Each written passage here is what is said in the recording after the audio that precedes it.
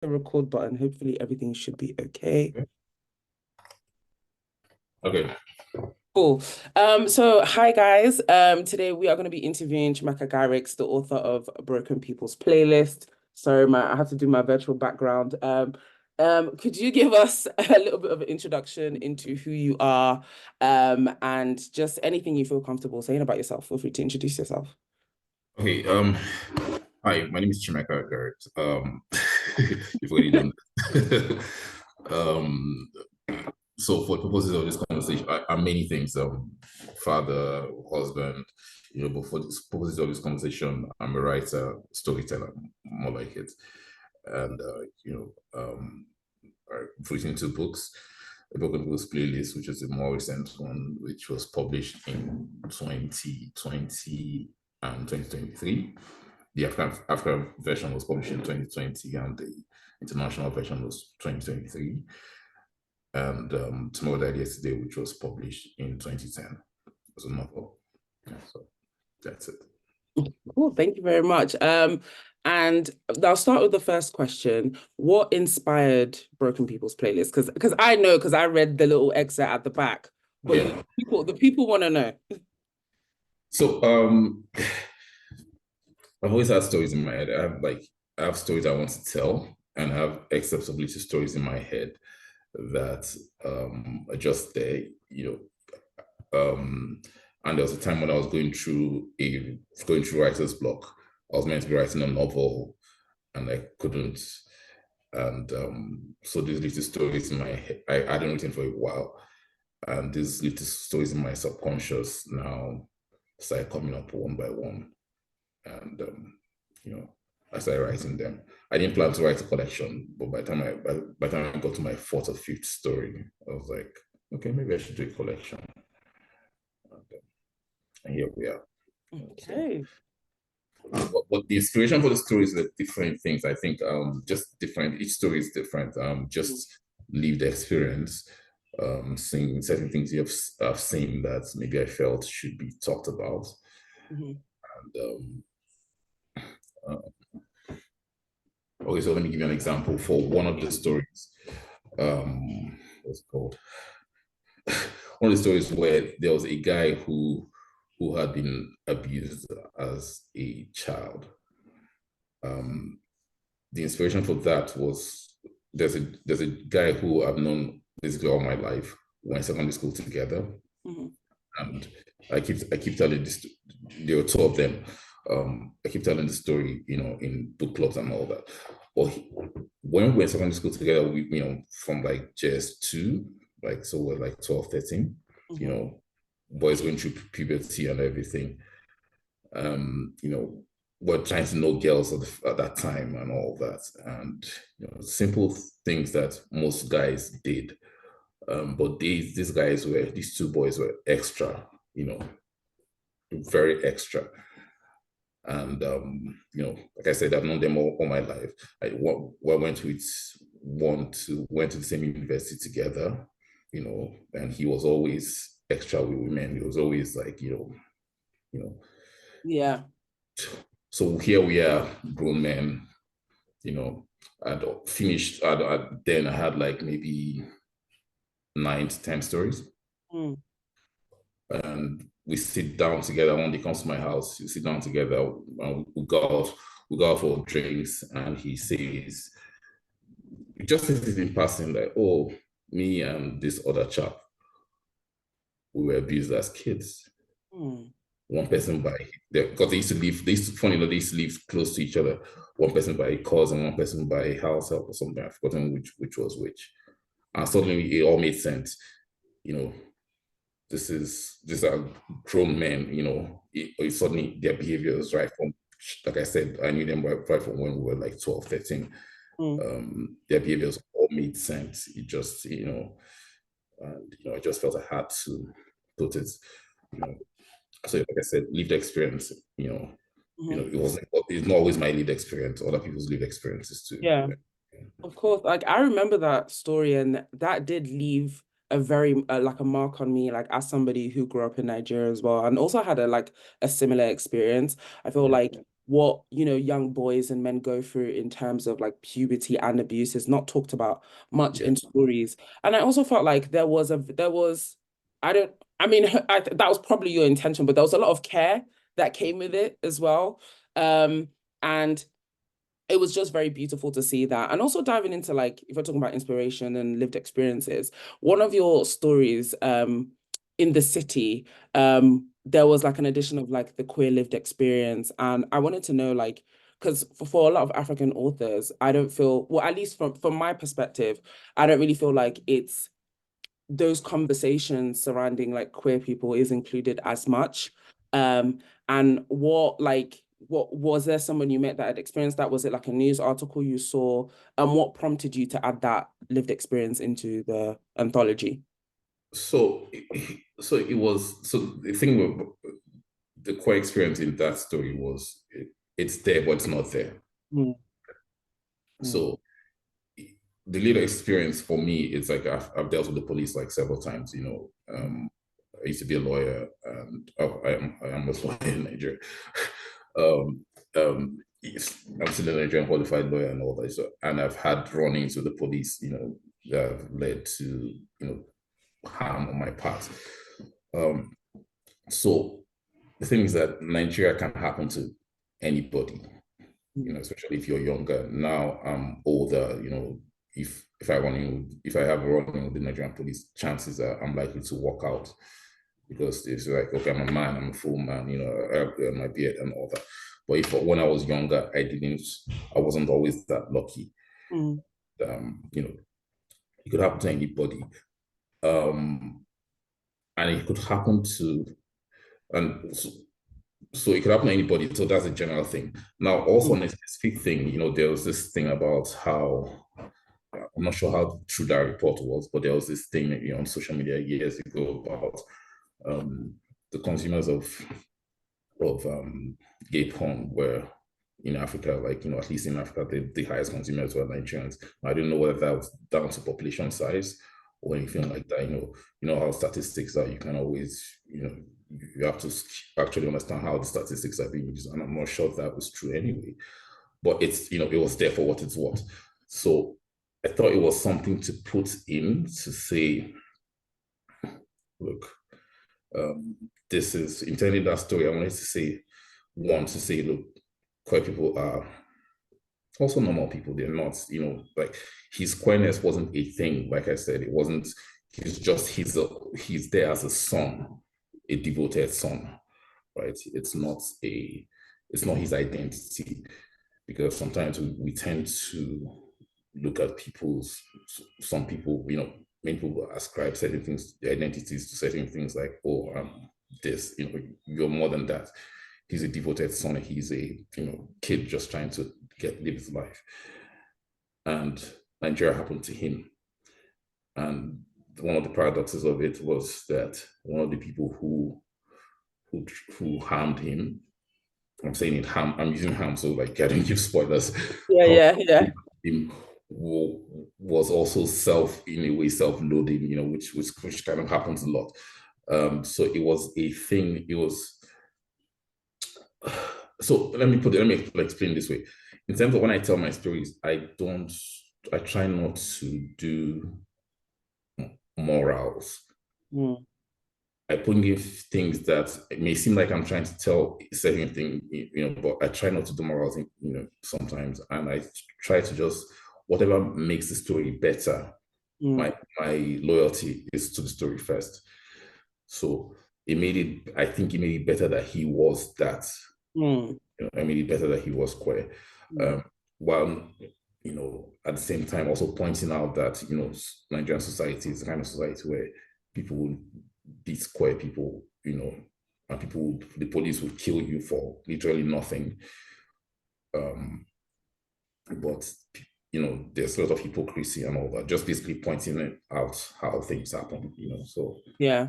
Yeah, no, definitely. I think that I definitely got the sense of that. And I was shocked towards the end. I was like, oh my God. But that was definitely one of my favorite stories in the anthology. And also you talked about like writer's block and kind of like the process of you writing this anthology.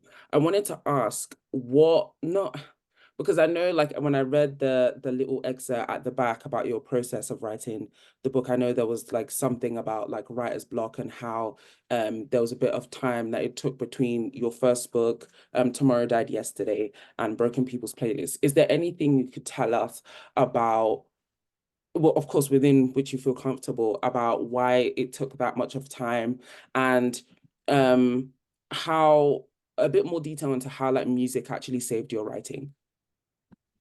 Okay, so I think there's two questions in that. Why it Sorry, took did I ask too many questions at the same no, time? no, yeah, but that's fine. That's fine. So, why took that time? Among several reasons. I think I'm a lazy writer, or rather, I'm not disciplined enough. And I was also busy doing other things, and and I think the best stories also come from lived experience. So, I think I had to live a little. I had to also grow as a writer in so many ways. Uh,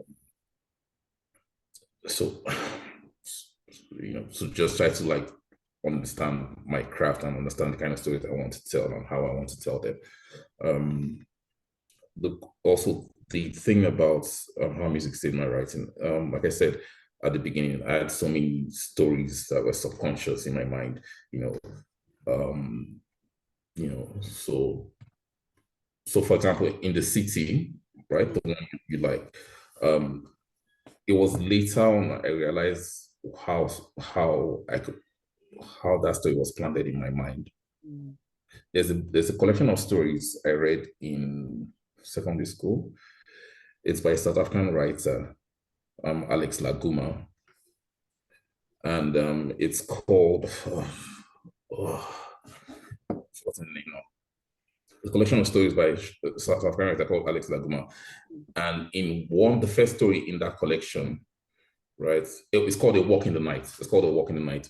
Mm-hmm. The first story in that collection, there's a police chase. And this is set during apartheid, right?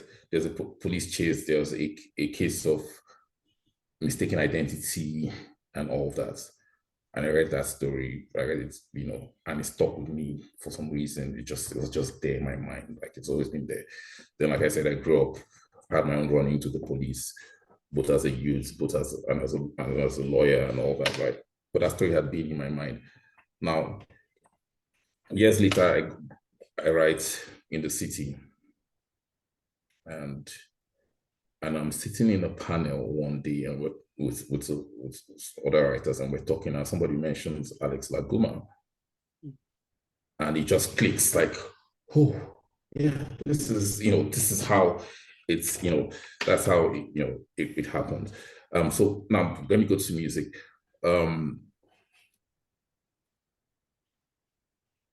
I'm sitting there. I remember the day I wrote this story. I'm sitting. I'm flicking through. I'm sitting. My wife had something. My wife had something in a hotel, in a conference center. So I followed her, and we're in this hotel together. And I have time to myself, and I'm on YouTube, and I see this song. Somehow stumbled on the song, and I listened to it, and it suddenly everything just that story, in the back of my head, it's just there, like it just fits, and I sit there in that hotel room, and I start writing that story. Wow. And typically my stories take weeks, months, and all that story took 2 days. Oh, wow. I just sat down there and wrote it, based on that. And that song was on repeat, you understand? And that's, so the music, what it did was it just pulled out subconscious. It was random. It wasn't, it was, none of the stories were like planned, I was listening to, music and, to just pull out a memory or, half a piece of a story or something like that. And I'm like, okay, yeah. And so that's how it works. That's like, no, that's really cool. No, that's cool. That's just quick. Like, I find that it's interesting. weird. I don't know if it works for everybody, but it works for me. Mm. But if you ask me, for example, if anybody asks me advice for writers and all that, I'd be like, go Gonna be and my go and write. Just go and write. Outline your stories. Do the proper thing. Outline your stories. Give yourself time. Be disciplined. I'll tell you the text, the things you ought to do, but I don't do them. I don't do them, but well, that's how it happened for me. Mm. So I mean, okay, so that's like, first of all, amazing. And I think second of all, like, I think everyone's processes for writing is definitely different. Some people they have to build it over time, some people it's an outline, some people like free writing also works for them. And I think definitely every writer has to like find what works for them. And I'm gonna dive into another question about your structure and how you write and how you bring out those words, because I felt like I was reading this on the way to work and I would have to put the book down. I'm on the bus and I would have to be like, oh, don't cry. Don't cry. Your writing really pulls at emotions and the heartstring of like readers a lot. Like even when I posted it on Twitter, I was like, guys, I want to read this book. Everyone said, prepare yourself. And I'm like, like, what do you mean prepare yourself? And I read a lot of like sufferhead books. That's my favorite type of genre. They were like, prepare. The quotes, I said, okay. I said, nah, I'll be fine. That's how I started crying on the bus. But besides the point, what is your process of bringing out that emotion? Because I know you just like the music brought it out of your subconscious, but is there something you're like, is there an emotion you're feeling when you write those emotional sections? Like I remember, sorry, I'm just gonna flip through the contents page because I noted down the stories. The first one, especially Lost Stars, and the last one, You Suppose No, yeah. those ones were like the most emotional for me. And I just want to understand, like, do you put yourself through a certain process to like kind of bring that out? Like, how did we get there basically? Again, my loyalty is to the story, right? So if something, adding something will make it more, or if making the character suffer more will make the story better, but the Mm. character has to suffer then. I respect it. So it's just unfortunate, like but at the same time, I think try to keep it within certain bounds and try to um tell a certain story, so for example, right, in You Suppose No, it's it's a joke that I always had throughout my life, like like about love, like, oh, you meet someone, you fall in love, like best relationships, like you guys don't have any problems, right? You guys leave, get married, stay together, but somebody's gonna die. Huh. I mean, you you're right, know, but we never want to think about that. yeah, you don't want to think about that. But someone's gonna die. Someone's gonna die. Except you guys pray. Someone prays to go down. Say, oh God, let's die on the same day at the same time. Plane crash or something like that, or whatever, car crash. And so but it's that. So that's a question. Like, okay, um the best kind of love. Love story. And also, so that's one part of the question. The other part of the question, I was like, okay, we don't hear love stories about older people. Mm. It's not very mainstream. It's not very, everybody's young and good looking and sexy and all that. And it's just old people who have been there, done that, and so that was it. So that was a question. So it's just something that I'd always joked about, like, what will happen when I love you, I love you, I love you, but somebody will die, sure. Somebody will die first, sure. I mean, you're definitely right because like as I was reading it, I was just so like it was unexpected. Yeah, And even when, that situation did occur, I was like, damn, like yeah, it was out of left field. And I did like, and I think seeing how their love also impacted the younger people around them, I think that was very beautiful to see. And I think for me, I think we often don't see like representation for older people in love and what that could mean for younger people seeing that. So I think that was definitely like brilliant, beautiful to see. Now diving into like actually what you said about like representation and stories. So from my research, found out you've like worked in the publishing industry in Nigeria, and I wanted to know from your insight. I've not worked. I've sort of like, for want of a better thing, consulted or like, yeah. But you shall know you know what's I going know people. I know what's going on. on. I wanted to ask, okay, so there's two questions. I'll start with the first one. Let me not make my questions long. There was a whole discourse on social media about what African literature is, and I put in quotations as in like the Chinua Achebe's, the Buchi MHS has kind of like example of African literature, and the whole idea that African literature is only traumatic. Do you believe that, from your perspective, African literature, for it to be African literature, needs to be very literary? Does it need to follow like this kind of post-colonial discourse? Look at me. Do I look like the kind of person who reads literary fiction? Like, I pretend as if I've read some people, but I haven't, honestly, right? So to answer your question, I don't believe it has to be literary, right? I believe Afghans are human, are full people. Like, we're different, and we have a full range of So for people who want to read literary fiction, right? Fine. Who want to read and write literary fiction, that's your lane.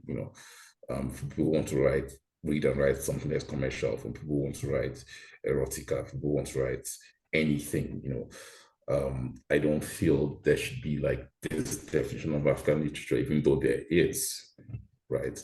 So that's why I'm a big supporter of independent African writers who just write, maybe they're self-published, but they write some. I've seen some really nice um, um, manuscripts, from people who who write like that. And the thing is, like, even in the West, there's people who write Christian fiction, there are people who write historical Christian fiction, there are people who write romance, there are people who write Western, like this is wide, man. So I think Africans should be allowed to do that, to be as expressive as they can, because we're just human, just like anybody else. Regarding trauma, African literature, yes, it may be traumatic, but again, the question I ask is that, have you lived in Africa? Chances are, if you have, it is traumatic. There are many things we take for granted here that, if you've lived in a same, like, if Lagos, for example, for our traffic, like for most people, like 45 hours of traffic every day, right? Where you can get robbed and all that. It's just daily life. They don't look at it like, it's not like it's a big thing. It's not like it's anything untold, right? The way we talk, it's, I mean, or let's say, speaking about police brutality, right? Like, I tell people in the West that the things that the Nigerian police has done to Nigerians, all the American police departments combined haven't done up to half of it. But we don't, nobody's protesting, no BLM, Black Lives Matter, for what? But yeah, we did NSAS, and how did that turn out? So we're so, you can't, because people have to write I believe people write from their lived experiences and all that. You can't, have lived in most places in Africa and you be writing about gardens and flowers and all that. I'm sure there are people like that, but most people would have lived, even I think somehow, basically the point is, your traumas will bleed into your writing, whether you consciously know it or not. It will always bleed into your writing, and that's what it is. And that's what and also in the publishing space, to be fair, there's also an expectation that, because there's how the West, when I say the West, I don't mean everybody, obviously, how big publishers tend to see African writing, they want the trauma, so sort of like, some people would, maybe there's a game they're playing. Have you seen, what's this American Fiction, this movie? Yeah.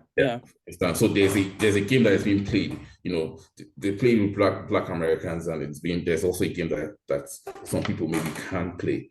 To say, I'm going to write about, I'm going to write about politics. I'm going to write about the government.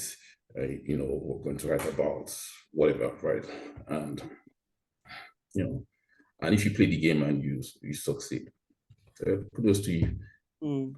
Yeah. Get your money up, like,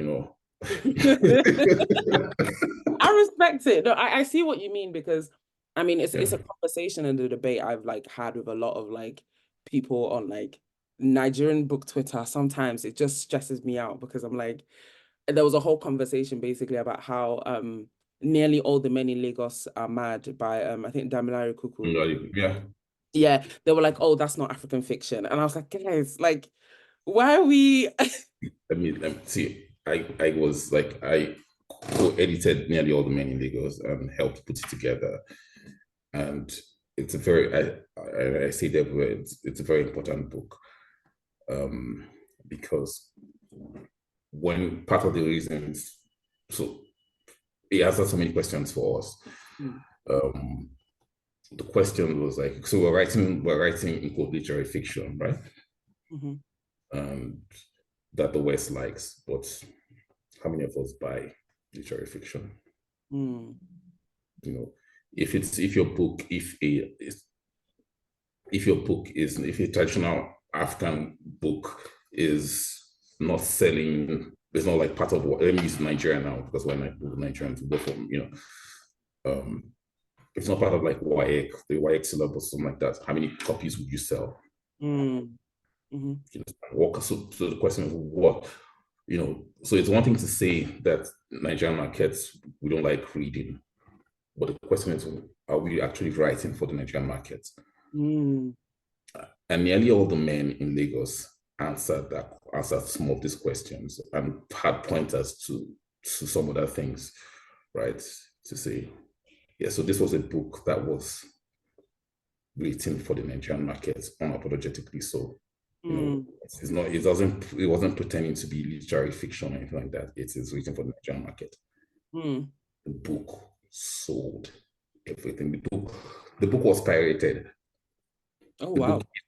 So for a book, the kind of books you pirate in Nigeria, when your book is pirated, it's like a badge of honor. Oh, wow. In a perverse sort of way, yes. Yeah. It's, and it showed that Nigerians would read, certain kind of books. So from a publishing perspective, right, if I'm a publisher, right, I would, and I'm, let's say, publishing 10 books a year, or let's say 5 books a year, right? I would want to publish 2 or 3 Nearly All the Men in Lagos Ahmad. That would give me those numbers. That would help me publish literary fiction books that maybe I'll submit for the Booker or whatever price, and will still sell maybe 1,000 copies, 2,000 copies over a 5-year period. Like, what's that? Yeah. Because you need to understand it from a business perspective, because publishers need their money. Also, authors need it. Everybody needs to get their money up, right? So you have to look at it in a very cold-blooded way to say, yeah. And this book answers questions about what Nigerians would like to read.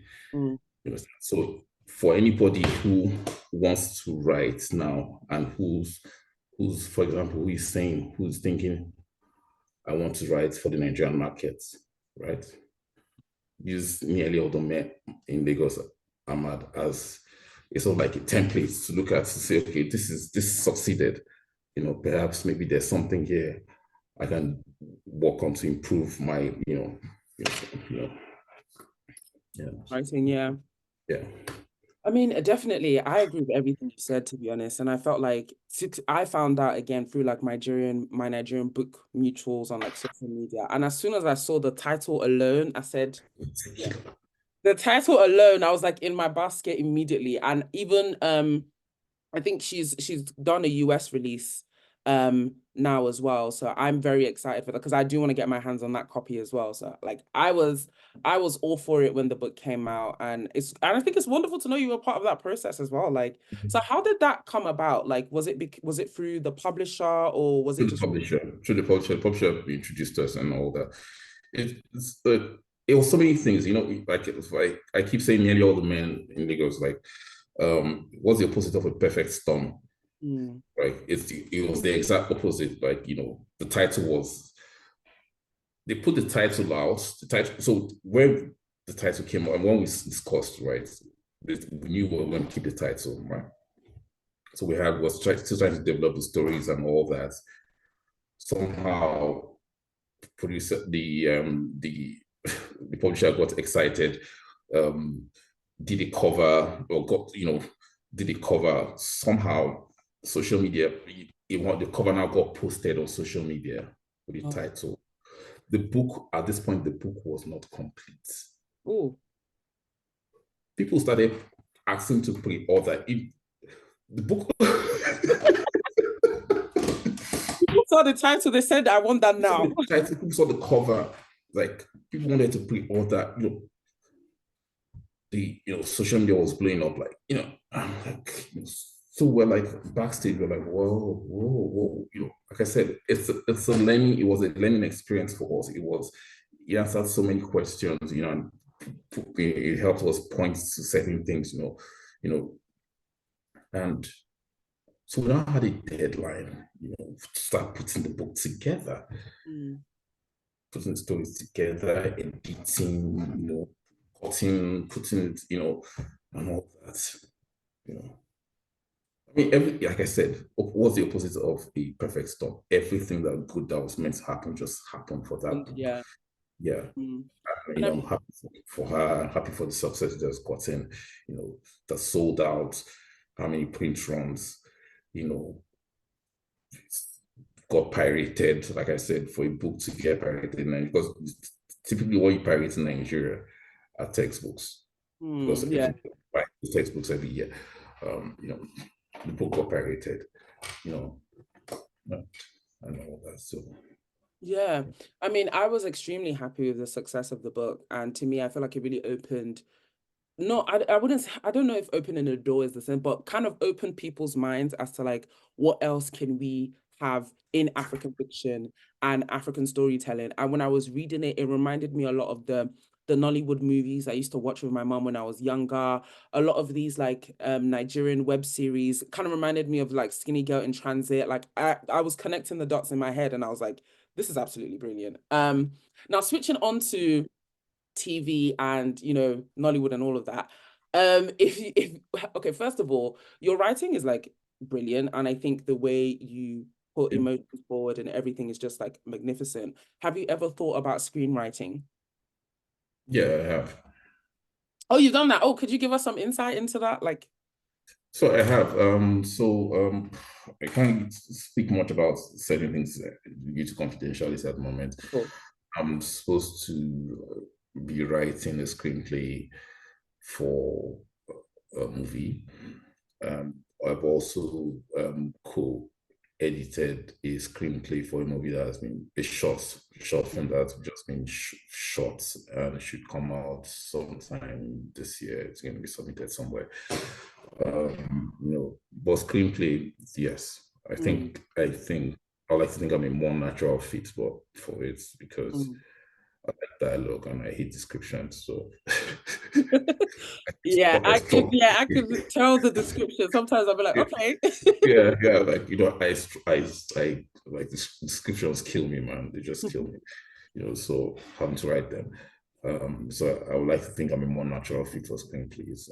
Yeah, so I'm thinking about it. Yeah. Yeah, definitely. And I think just to dive into like your like path to like writing and journey and your journey to writing. You're also a lawyer, and like how did the whole like creative writing, and I mean I understand because in law, like when you're writing like stuff for I do like social legal research. I'm not really into the whole like in court law processes.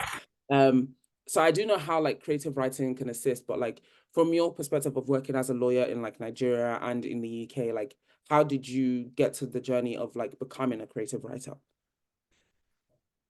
So the it's a weird question. The truth is, Sorry. law was law was an afterthought. Mm, So when I wrote JAMP, for those who are not Nigerians, is the exam you write in secondary school to choose a course in university. To when I was preparing for the JAM exams, I didn't actually want to be a lawyer, but I didn't know what I wanted to be. But I knew I wanted to do something creative. Well, there wasn't anything, there are no creative writing courses. There weren't any creative writing courses I knew of at the time. I didn't even think I was going to write it. I just didn't know what I wanted to do. And law was just okay, opportunistic. It was like, okay, because back then your parents are going to invest in your education, right? Come on, you have to do something serious. You can't say you're going to do history or sorry, for historians or apologies to, you have to do the family I was coming from, you have to do something serious. So it was law. But what law taught me, and I'm happy I did it because I'm good at it. But he also taught me a fundamental thing about perspectives. That's helped my writing. So, the thing about playing the devil's advocate, essentially, it's like this. You should, as a lawyer, you should understand the other side's case so you can argue it even better than them. mm, You know, fundamentally, it's it all boils down to that, especially if you're a litigator, and even if you're negotiating contracts or anything like that, you should understand the other the other side's position well enough to, so it's going to aid you. Now, what that did for writing is that you, I could, I had to understand every character's perspective. mm, So it teaches empathy. You put yourself in the other person's shoes, even the bad guy's shoes or the bad person's shoes. So, so if you're writing a villain, you have to be the villain and you have to understand what made him or her become the villain, and and those kind of villains are the more interesting characters, right? So even in film and all that, so you kind of know. I think we've all seen villains, or for example, when we use villains that uh, we don't feel connected to, mm, because maybe sometimes it might be with the writing because they're not fully developed, or rather, when I speak for myself, I hate being preached to, in the sense of like, oh, this guy is all good and this guy is all bad, mm, or and this is the moral of the story I'm teaching you, or the message, so it's and in law too, there are lots of shades of gray. mm, So people are really all bad or all good. mm, People are really all that, so it's that. So I think that's helped in mm. that way, Definitely. And I think I do, even when as I was reading Broken People's playlist, there wasn't any, there were people who irritated me, but I was like, okay, I understand like your reason. Like I hear it. I mean, I don't care, but I hear it. And I think like it feels like what brings that nuance to those characters. So that was like very beautiful to see. I also wanted to ask you, I'm trying to look at my list of questions. Um, what would you feel like in terms of like just publishing and writing in Nigeria, what would make that kind of industry more accessible to people? that. Um, so I think Nigeria can't, the publishing industry can't be better than the economy. Right? So everything is tied down to the economy. Now people are like really, things are really hard in Nigeria. Inflation is out of the charts and people are really suffering. So publishing too will take that hit. And people can't afford, now books are about, I think, 10,000 naira. By the time I left, you were like 4,000, 4, 5. Now books are like 10,000, 12,000. And how many people are going to buy, that? But assuming everything was, stable in Nigeria, right? I think publishers also have a duty to look for the kind of books that would, not a duty, and because publishers have, it's in their let me say the way it is, it's in the publisher's self-interest to look for stories that would sell, right? I understand why they prefer literary fiction, because sometimes you get a book that is literary fiction, right? The Nigerian market is small, the purchasing power is small. You get a book that is literary, then you sell the rights to a foreign publisher, pay you X $1,000 or whatever it is.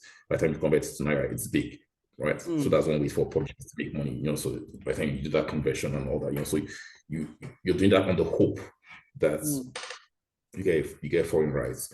But if you're restricted to the Nigerian market, it's your self-interest to look for stories that the average Nigerian would like to read.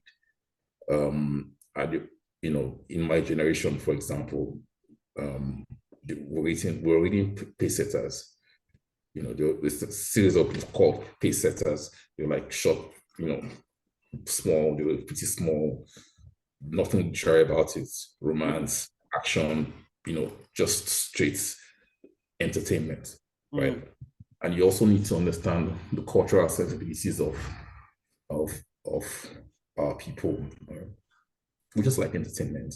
Life is hard, so we're stuck in traffic all day. We're not going to want to read a book about somebody who is ruminating about his or her life and just all this navel gazing and thinking deeply about stuff. No, I want somebody to slap somebody, want somebody to take somebody's girlfriend or somebody's husband, that kind of thing. We want entertainment. It's just who we are. And I think from publisher self-interest, it's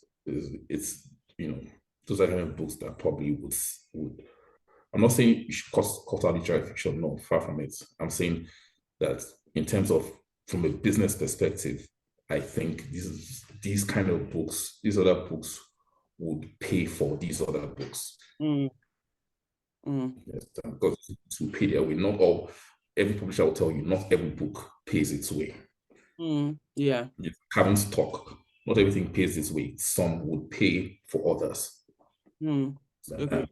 Yeah, and you have to understand it from that perspective. And also for writers, I think write whatever you want. Write. If you want to write futuristic stuff, there's a market for it. If you want to write erotica, there's a market for it.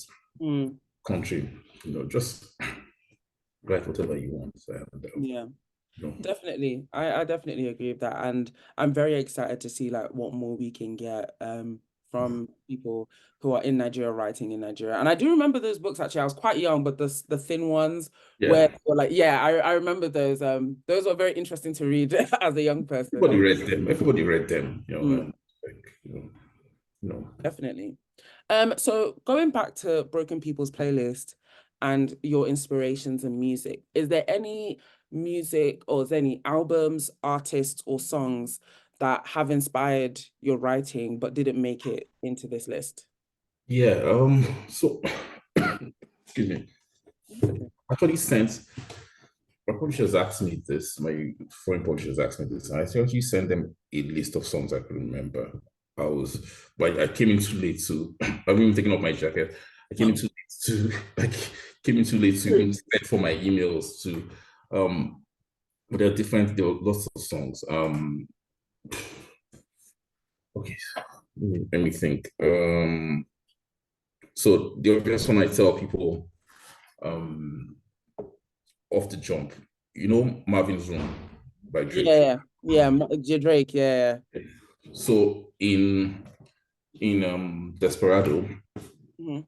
Marvin's Room, that first scene where he drunk calls his ex-wife. Yeah. Marvin's Room. Mm. It's Marvin's Room, Mm. Well, yeah, so so it's just stuff like that.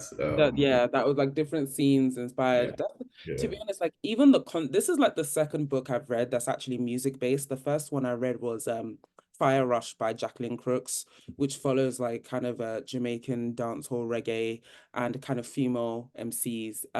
So like I usually avoid music in books because I'm just like, it's not for me. But this, like, I was completely sold on everything, and it was just amazing to see. And I actually, as I was like reading, I did listen to some of the songs, and I was like, oh, okay, this is like, Yeah.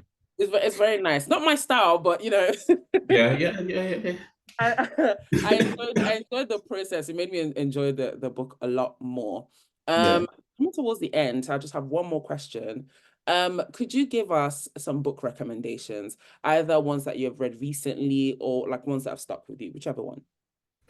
So two, I'll give you two. There's one called Pleasant View by Celeste Mohammed.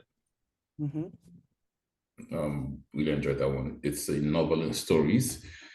It's it, it's a, it looks like a collection of short stories, but it's actually a novel, and it's I really enjoyed that. Then there's Daughter in Exile by BC Ajapong. I've come across that before, actually. Yeah, yeah. It's I really enjoyed that one. I could relate with it. You know, Mm. to those two come to mind now. Okay, yeah. Sorry, I feel like I'm asking Yeah, questions. it's fine. It's fine. It's fine. Apply pressure. Well, now that we've come to the end, is there any like concluding comments you would like to make to those who are watching? Either if and is there any books that are coming out soon? Because this one was 2020. We're hoping some more will come out soon. Not that I know of. Not that I know of. No books are coming up out soon. My publisher will kill me, but you know, new books are coming out soon. I haven't written anything yet. I have a story in my head to write, and still there in my head. I haven't had the time to write it. Concluding words. I don't know. People should just keep on reading and writing. And, supporting writers, especially African writers. Mhm. And African writers should keep on writing, should understand the business, and understand in many ways that this is understand the business side of things that, in addition to what they do. Mhm. Sometimes artists tend to be very insular and very naive about this is actually a business in many ways. Mhm. And your art, your book, your story is it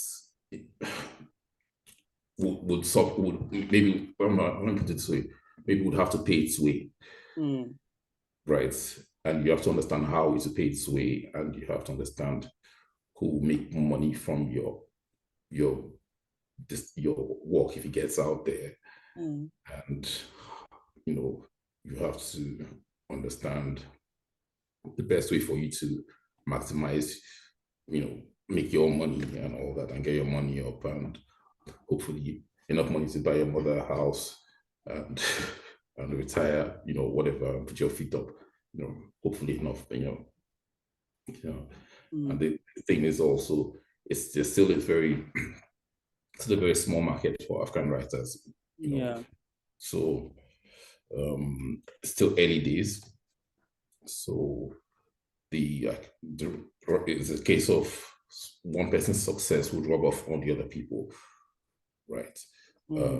So it's a rising tide that carries all boats, that lifts all boats, you know.